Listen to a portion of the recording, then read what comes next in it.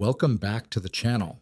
You know, in an era where we are constantly bombarded by industrial chemicals, the urge to return to nature is completely understandable. However, there is an irony so profound it's almost hard to believe our tireless efforts to care for our health using products beautifully labeled as purely natural or 100% herbal can sometimes be the fastest route to serious medical complications, all without us even realizing it. That is why today we are going to explore aloe vera, a very familiar name to all of us. And I would like to emphasize that the information provided in this video is synthesized from various online sources. If there are any inaccuracies, please feel free to let me know in the comments below. Take a second to think back, how many times have we heard people rave about aloe vera as an ultimate miracle drug for beauty and a lifesaver for the digestive system, truth be told. This plant has a 6,000-year history with humanity, from ancient Egyptian records to modern medicine. Those praises aren't entirely baseless, but they only tell half the story. The other half, the terrifying dark side, involving risks of chronic kidney failure, acute hepatitis, or even the seeds of malignant tumors, is often skillfully hidden behind glitzy advertising or simply buried by a severe lack of scientific literacy. Imagine this scenario: you hear that drinking fresh aloe vera juice helps detoxify the body and cleanse the liver. You go out to your garden, cut a large leaf, blend it up, and drink it every day, believing you're getting healthier. But just a few weeks later, you end up in the emergency room with skyrocketing liver enzymes or failing kidney function. This isn't a scare story made up for clicks. These are real clinical cases that doctors have been warning us about. Why does a plant that looks so harmless and succulent sit on the red alert list of the FDA and leading toxicological organizations worldwide, and has for decades? In today's deep dive video, I'm not going to waste your time repeating the benefits you can already find anywhere online. Instead, we are going to embark on a scientific dissection of the aloe vera plant. We will strip away the myths to reveal the truth about its biological structure, identify the exact chemical weapon hidden beneath that lush green skin, and most importantly, provide a guide on how to use it correctly so that aloe vera remains a medicine, not a silent poison attacking your internal organs. Don't miss a single detail, because the knowledge about dosage and toxin processing later in this script could be the key to protecting your health and that of your loved ones from tragic mistakes. Without further ado, let's dive in. First, let's talk anatomy. To understand why a plant that looks so succulent and full of life like aloe vera can cause such serious health consequences, we need to perform a literal dissection. If you cut across a fresh aloe leaf, you'll see it isn't just a simple block of transparent jelly as we often imagine. In fact, its structure is divided into 3 distinct layers, each with completely different biological roles. First is the outermost green rind, tough and acting as a protective suit of armor. Next is the clear gel at the center. This is the part we usually use for cooking or making skin masks. However, the crucial point lies in the third layer, a thin membrane situated right between the green rind and the clear gel, which secretes a thick, pale yellow liquid called aloe latex. This is the danger zone I want you to pay special attention to. This yellow latex is not a nutrient. It is a highly concentrated source of chemical compounds known as anthraquinones, most notably aloin A and aloin B. So, scientifically speaking, what exactly is aloin? Imagine aloin as a type of chemical weapon that Mother Nature equipped the aloe plant with. Because aloe is a succulent living in arid regions, it's an easy target for thirsty herbivores. To survive, aloe evolved to produce aloin, a substance that is extremely bitter and possesses powerful laxative properties. When an animal accidentally bites into an aloe leaf, the intense bitterness makes them spit it out immediately. If they happen to swallow it, the substance triggers acute diarrhea, weakening the animal and ensuring it never ventures near the plant again. It is a perfect biological survival mechanism. However, we humans sometimes confuse a laxative effect with safety. For centuries, aloe resin was used as a potent treatment for constipation. But the price paid for this medicine was far too high. Modern medical research has shown that aloin doesn't just stimulate the intestines, it is also cytotoxic, toxic to cells, and carries potential carcinogenic risks. Because of this concerning scientific evidence, A major legal milestone was reached in 2002. The U.S. Food and Drug Administration, FDA, officially banned the sale of all over-the-counter OTC laxative products containing aloe resin in pharmacies.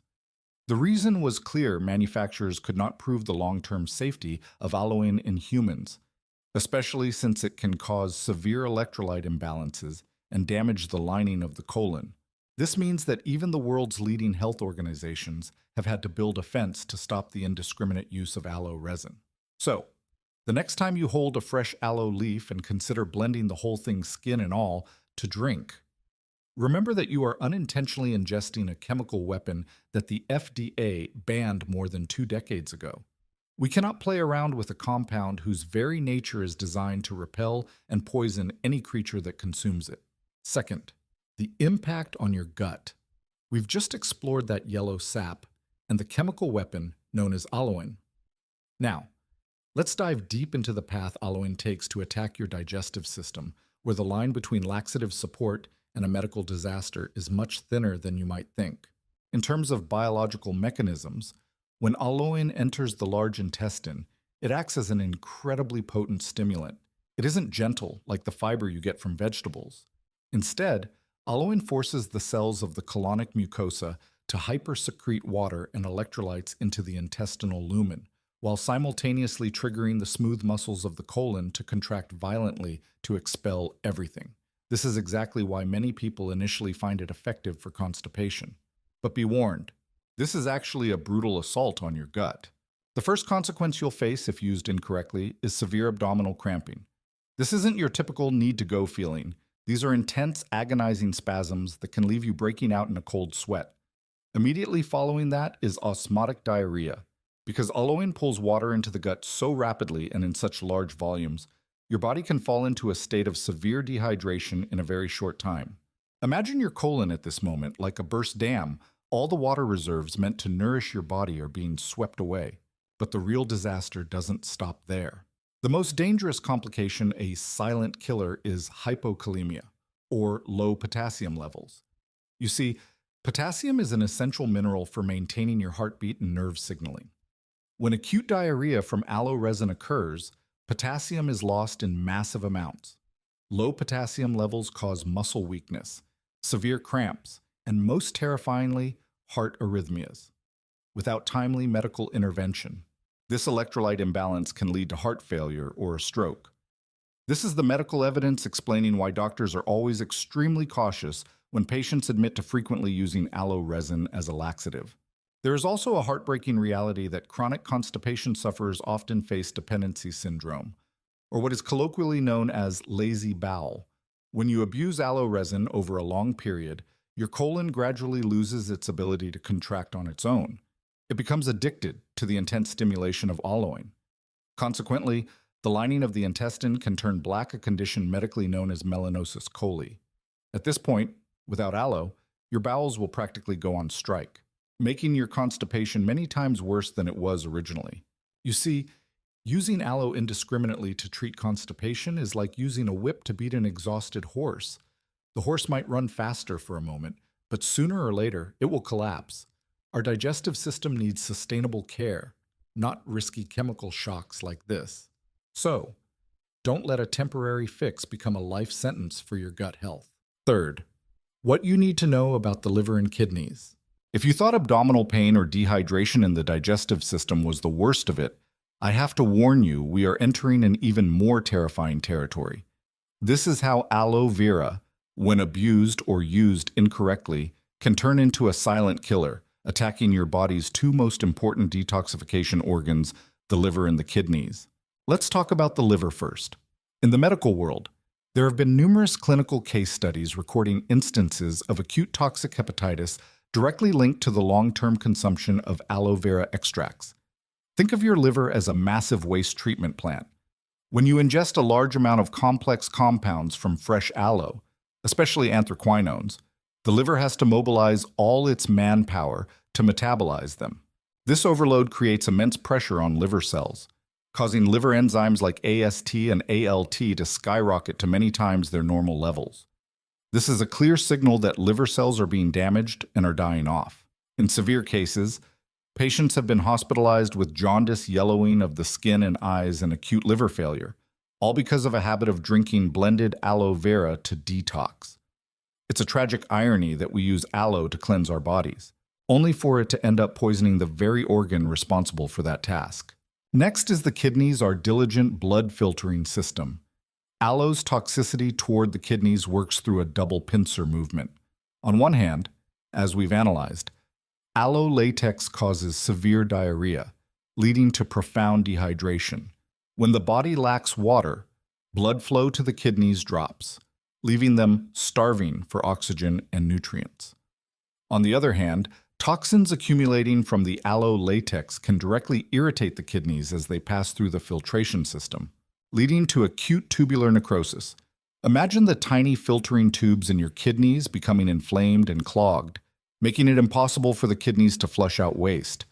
The result is toxins backing up into your system, causing a highly dangerous state of acute kidney failure. And now, I want you to really focus on this next piece of information, as it's a genuine shock to the natural health community. I'm talking about a study by the U.S. National Toxicology Program, NTP. This wasn't just a small, isolated study. It was a 2-year project designed to evaluate the safety of non-decolorized whole-leaf aloe vera extract. The results left scientists stunned. There was clear evidence of carcinogenic activity in laboratory animals. Specifically, consuming this extract led to the formation of malignant tumors in the colon, the large intestine. So, what does this mean for us humans? While we can't say with 100% certainty that it will cause immediate cancer in humans, the underlying biological mechanism is similar. When intestinal mucosal cells are constantly irritated, damaged, and inflamed by aloe compounds, the chance of cellular mutations leading to cancer is a real and alarming medical risk. This evidence proves that aloe vera is not the harmless plant many think it is. It possesses potent pharmacological properties that can quickly turn toxic if we cross the boundaries of safety. So, before you treat aloe vera as an everyday refreshing beverage, remember that you are placing your liver and kidneys in a high-stakes gamble. Don't let the natural label fool you. Nature has very fierce ways of protecting itself and striking back at human error. Fourth, who should be extra careful? We've covered the alarming effects of aloe vera on the liver, kidneys, and digestive system. But there are specific groups for whom these dangers are magnified tenfold: pregnant women, children, and the elderly. If you're considering using aloe vera to boost the health of these sensitive individuals, the following information is a warning you absolutely cannot afford to ignore. First and foremost, we must address a critically serious issue in obstetrics. In medical circles, aloe vera is sometimes referred to as a silent abortifacient. Why use such heavy language?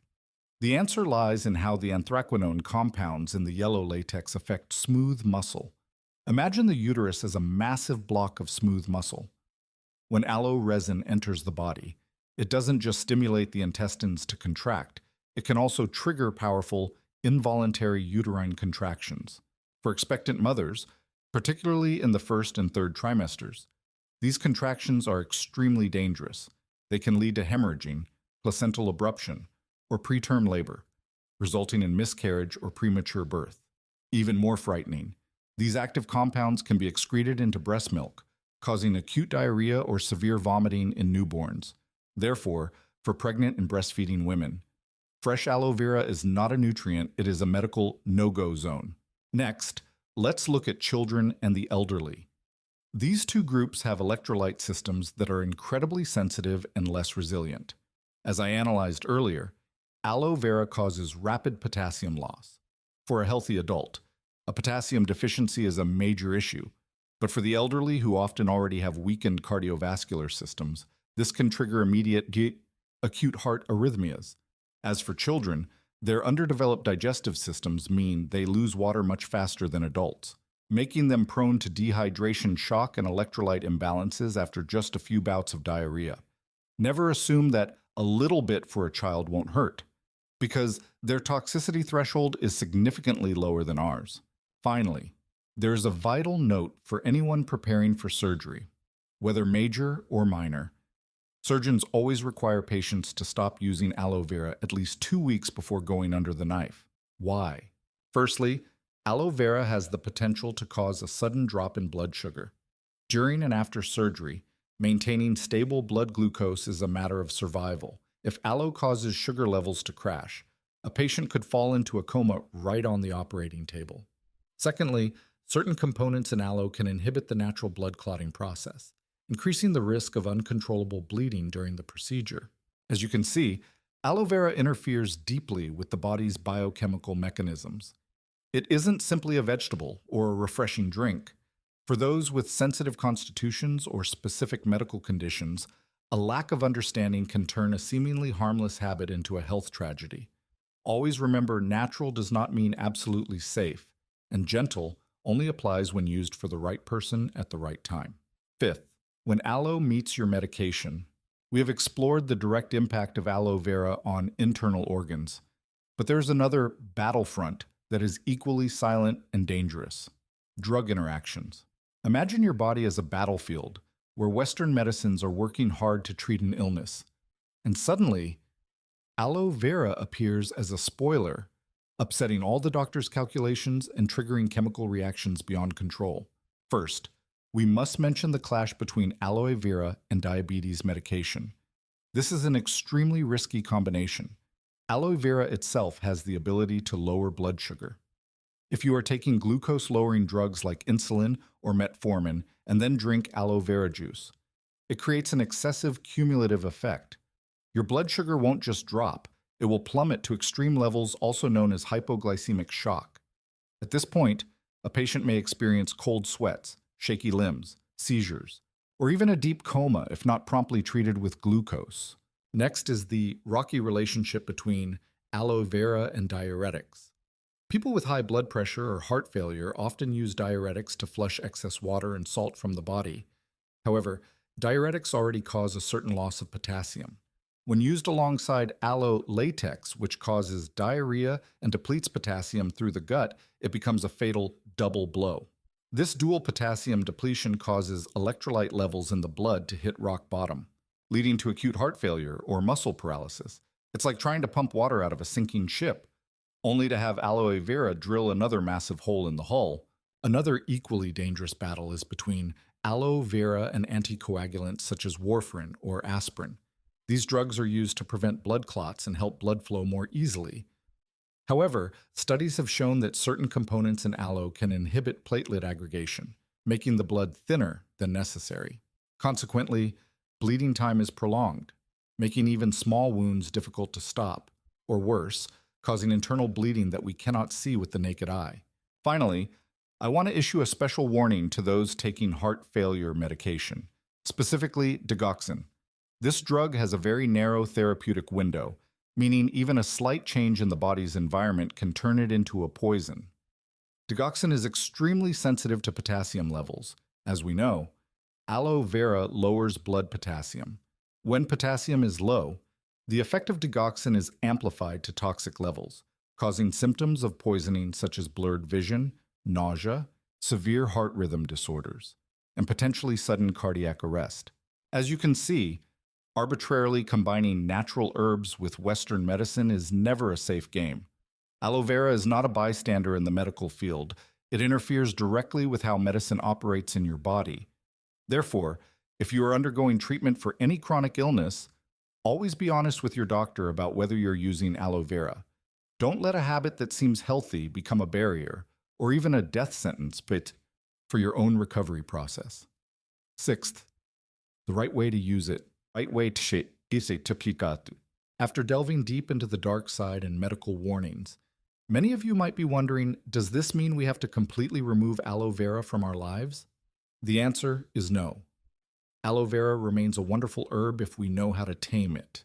In this section, I will guide you on how to be a savvy consumer and how to process aloe vera at home for maximum safety. First, let's talk about the bottled juice products on the market. You might find the term decolorized unfamiliar. Many people mistakenly think decolorization involves using bleaching chemicals, but it is actually a crucial technical process to ensure safety. In this process, the entire aloe leaf is crushed and then pass through an activated carbon filtration system. The main goal isn't to make it white, but to completely remove anthraquinone compounds, especially the toxin aloin we mentioned at the beginning of the video. Products certified as decolorized usually contain extremely low levels of aloin, below 10 parts per million ppm, minimizing the risk of cancer or diarrhea. Therefore, compared to blending fresh aloe at home without knowing the proper technique, bottled products from reputable, tested brands are actually much safer. However, if you still prefer using fresh aloe from your home garden, turn your kitchen into a medical-grade processing workshop with these mandatory steps. Step 1. Deep peeling. Don't be stingy with the leaf flesh. Use a sharp knife to completely remove the outer green rind. Ensure there are no green streaks or thin films left on the transparent gel, as that is where the toxic latex resides. Step 2. Rinse under running water. Once you have the gel block, rinse it thoroughly. Keep washing until you no longer feel the yellow slime or the pungent, characteristic smell of aloe latex. Step 3. Soak in salt and lemon water. Dice the aloe gel and soak it in a mixture of diluted salt water and a bit of lemon juice for about 10 to 15 minutes. This helps dissolve any remaining toxic residue and cleanse off the slime. Step 4. Blanch in boiling water. This is the final safety gate. Quickly blanch the aloe in boiling water, then immediately move it to an ice bath. The high temperature helps deactivate enzymes and thoroughly removes harmful impurities while making the aloe pieces crispier and more delicious. Finally, there is the matter of dosage. In medicine, the dose makes the poison. Even if you have processed it very carefully, never treat aloe vera juice like plain water to be drunk throughout the day. The safety rule for a healthy adult is to use only 15 milliliters to 30 milliliters of aloe vera gel per day. And remember, do not use it continuously for more than 7 days. After 1 week of use, let your body rest for at least a week to give organs like the liver and kidneys time to recover and detoxify. Keep in mind that aloe vera is a powerful, functional food, not a snack. When you respect the processing procedures and the dosage, so you're taking the best of nature without paying the price with your own health. And finally, let's wrap it up.